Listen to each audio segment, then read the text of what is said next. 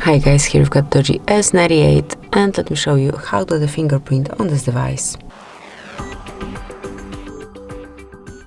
So at first just open the settings, then find and select security, and here click on biometrics and password.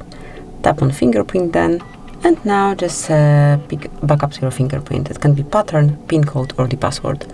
Let me choose pattern, provide the pattern, click on next, and then re-enter it. Click on confirm, and now configure your displayed content, so you can show it all, you can hide sensitive ones, or you can see all when your device is locked, but I will hide everything.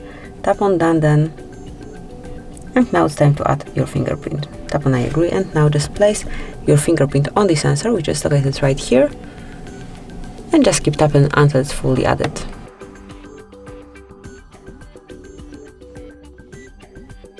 And that's it, just tap on done, and from now on you can smoothly unlock your device with this fingerprint only, just like this. So that will be all. Thank you for watching. Please subscribe our channel and leave the thumbs up.